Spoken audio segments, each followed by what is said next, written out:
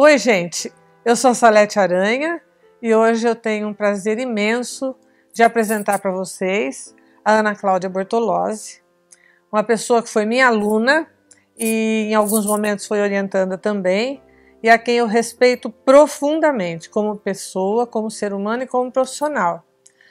Ana Cláudia é doutora em educação e tem trabalhado com a temática da sexualidade durante muito tempo. E eu gostaria de fazer algumas perguntas para ela, para que vocês pudessem começar a conhecer esta pessoa tão produtiva que eu vivo brigando com ela, porque ela trabalha demais e produz demais. Mas acho que é importante que todos conheçam a Ana Cláudia. Cal, obrigada de você estar aqui, de ter aceitado esse convite. E eu gostaria de fazer algumas perguntas, e você fique bem livre para responder do jeito que você quiser. Uma primeira coisa que eu gostaria que você falasse para as pessoas é sobre a sua trajetória profissional. O que foi que levou, como foi que você começou a tratar da questão da sexualidade e mais especificamente da sexualidade da pessoa com deficiência? Bom, olá a todos, né? Agradeço também poder participar desse projeto tão bonito. E eu sou psicóloga de formação e fiz estágio atendendo as pessoas com deficiência, um estágio curricular, né?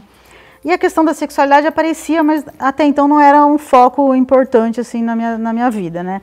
Quando eu fiz mestrado, eu trabalhei com a pessoa com deficiência, a questão da leitura escrita, mas na época assim não se falava muito também sobre a sexualidade. Eu conhecia um pouco, estudei um pouco, mas ainda não atuava em projetos, em intervenções, né?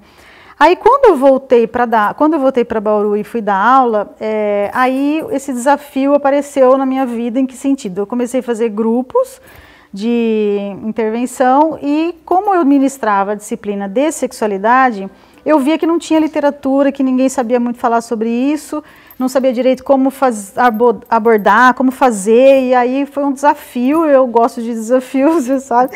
Falei, então acho que eu vou aliar a minha formação do mestrado, que é a educação especial, com a minha área de atuação na época, que era, e é até hoje, a sexualidade humana. E aí eu fui estudar, né, e você me orientou no doutorado, né, e também era uma área que ninguém queria muito orientar, não sabia direito como fazer, né?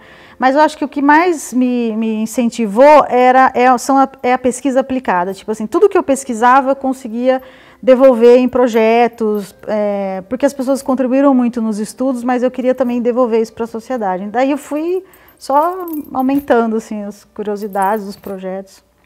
É isso que eu acho bonito na Ana Cláudia.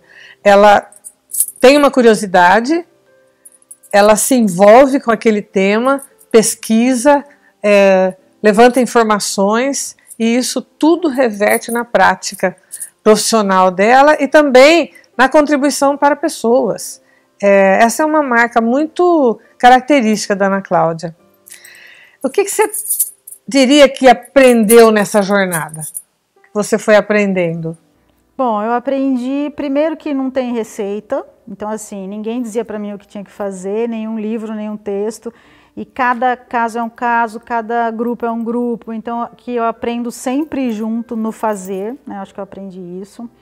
Aprendi que é mais fácil falar não sei, é difícil, não dá, né? Que é mais tranquilo falar isso do que o desafio de fazer, mas que é importante tentar, né? Mesmo que no começo a gente tenha que fazer mudanças, tal, mas é importante. Aprendi que as pessoas com deficiência são muito mais alegres e espontâneas do que eu imaginava. Assim, apesar de trabalhar nessa área, a visão que a gente tinha antes era de muito sofrimento, né, solidão, e eu tive contato assim com muitas pessoas com alegria de viver.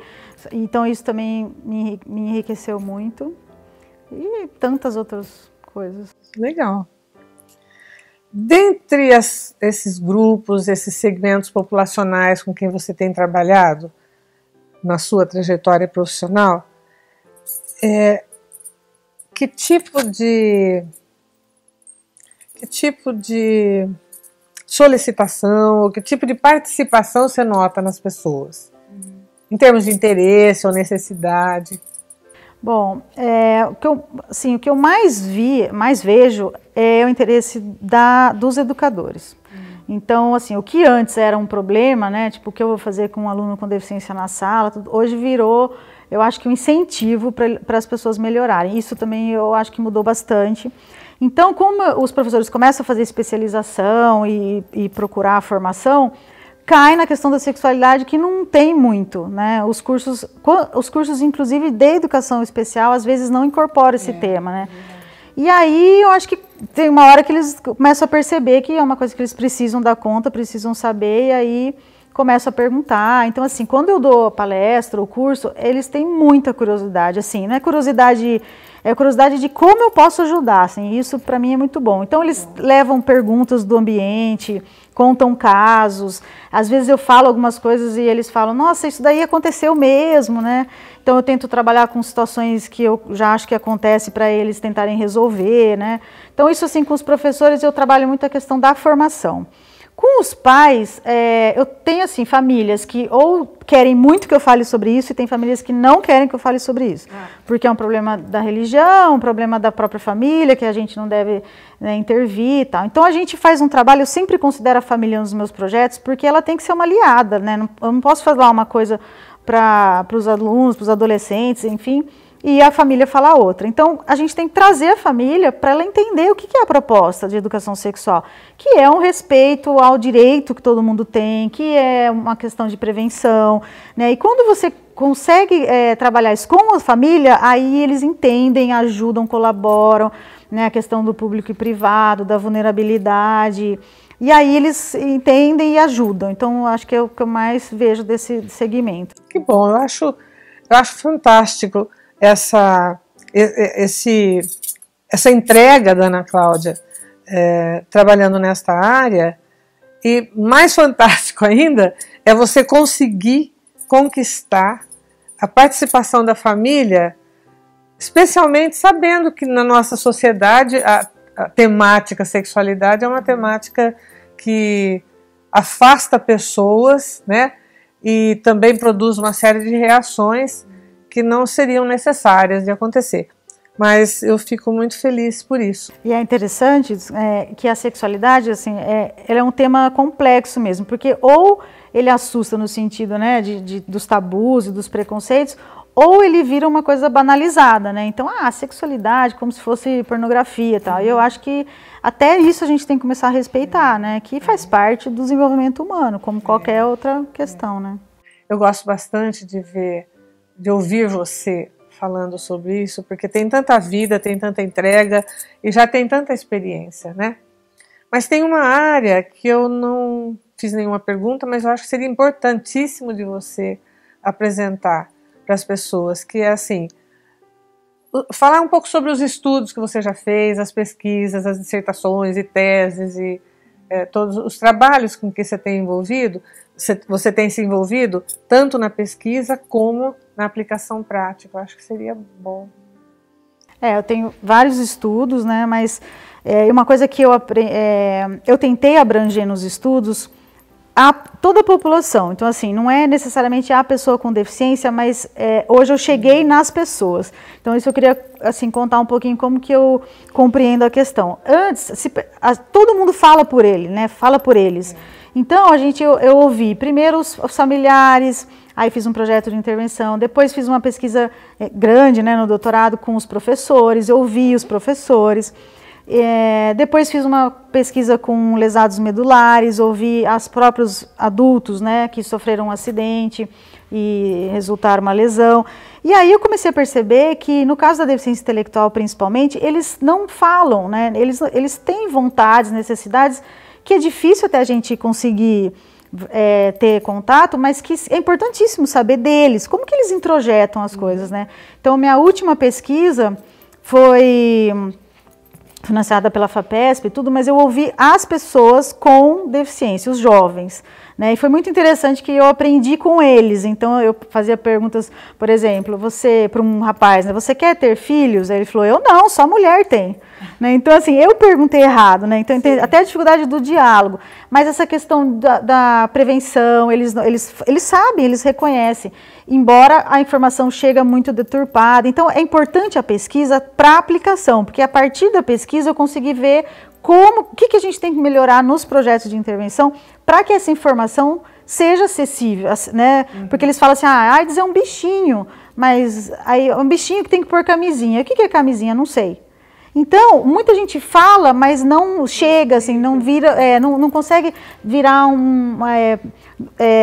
eles não introjetam. Isso, perfeito. Então, assim, a pesquisa é sempre importante para melhorar a qualidade de vida. Talvez não daquele sujeito que participou, né, daquele participante, mas da população mais para frente. Sim. E hoje, agora, eu voltei para os professores, né, 10 anos depois, para ouvir o que eles mais precisam para trabalhar essa questão com os alunos.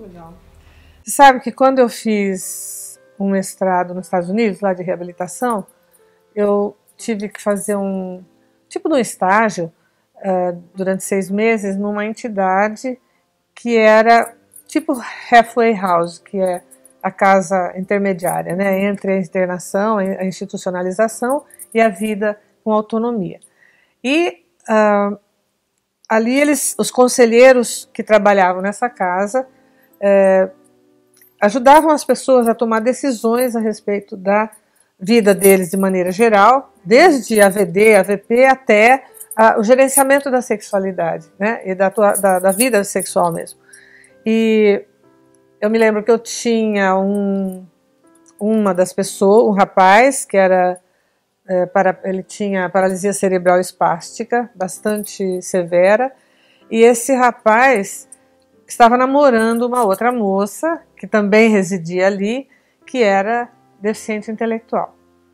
E eles passaram por todo um processo de aconselhamento, tal, que foi a minha responsabilidade no processo, de tomar decisão se eles iriam levar adiante o relacionamento deles, iniciando uma vida de troca sexual mesmo. E eu me lembro que isso foi em 1978 ou 79. Eu era uma brasileira, novinha, e a tarefa que me coube dentro do aconselhamento foi ajudar os dois a se encaixarem para a realização do ato sexual. Isso depois de todo o processo de tomada de decisão, de consciência das consequências, das condições, etc. E eu me lembro que eu quase morri, porque eu achava assim que eu estava invadindo, que eu estava prejudicando, eu não me sentia à vontade invadindo a privacidade das pessoas. E para eles era uma coisa extremamente normal, porque eles estavam habituados a ter esse tipo de serviço. Bom, isso já faz muito tempo e eu fico pensando, naquela época,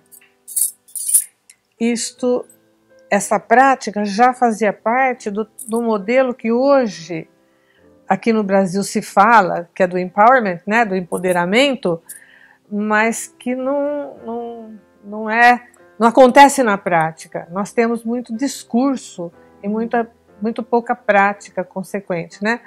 E por isso que eu estou gostando demais desse projeto, desse site, porque aqui é um espaço onde a gente pode conversar sobre isso, pessoas podem ouvir, continuar conversando, continuar, refletindo, discutindo os assuntos e quem sabe, de alguma forma, a gente esteja contribuindo com um processo de transformação, agora não mais só por cima, mas por baixo, pela população que vive mesmo o dia a dia disso, né? Uma outra experiência que eu tive, até a gente já usou, eu usei isso em uma entidade aqui em Bauru algumas vezes, tal, que era assim, no processo de educação sexual, as pessoas com deficiência mental dessa entidade recebiam, a partir de um determinado momento, claro que eles eram preparados, informados sobre tudo isso, e o assunto era procriação, né, e cuidados no relacionamento com a pessoa do outro sexo. E eles recebiam um ovo e eles tinham que viver com esse ovo e cuidar desse ovo durante 15 dias. As pessoas que trouxessem esse ovo inteiro, bem cuidado, mostrariam que já tinham um pouco mais de consciência da responsabilidade que é ter alguém de quem cuidar, né? O que você acha desses dois tipos de exercício? dentro da sua experiência profissional e de contato com professores, familiares e tal? Eu acho bem interessante, né? O primeiro exemplo que você deu está mostrando a questão da autonomia, né? Do direito da pessoa escolher e exercer o que ela deseja, mesmo que isso passe por uma necessidade de apoio, né? A autonomia compartilhada. Isso, autonomia compartilhada, que é uma coisa que você citou em outro país, eu sei que tem até em outros, mas no Brasil ainda é uma coisa bem difícil, né? Então, se a gente não conseguir imaginar um psicólogo, um fisioterapeuta fazendo esse tipo de atividade. Então, a gente prepara, por exemplo, eu sei de trabalhos em São Paulo que existem cursos para prostitutas, para elas fazerem os exercícios que uma terapia sexual propõe, no caso dos cadeirantes e tal. Então a gente tem que formar quem vai trabalhar com eles, porque o profissional aqui no Brasil não pode diretamente fazer os exercícios, né? Ou ensinar como modelagem e tal. Mas é bem interessante, sim. E o segundo exemplo, assim, essa dinâmica, dentre outras, né, é uma coisa muito interessante, porque, como eu estava mostrando no exemplo da ARDS lá, quer dizer, não adianta só a informação, né? A informação tem que fazer algum sentido para eles e generalizar. Não é só ali que eu entendi e respondi certo, não é uma prova, é a que aplicabilidade aquilo vai ter. Então, isso que você comentou, a gente faz com grupos de jovens, inclusive que não têm deficiência, né? É uma proposta que a gente trabalha bastante, porque assim como quem tem deficiência ou não tem deficiência, é a experiência.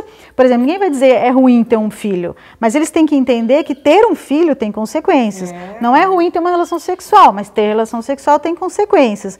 Então, a gente trabalha muito com projeto de vida, por exemplo. O que você vai fazer daqui? O que você quer fazer daqui 10 anos?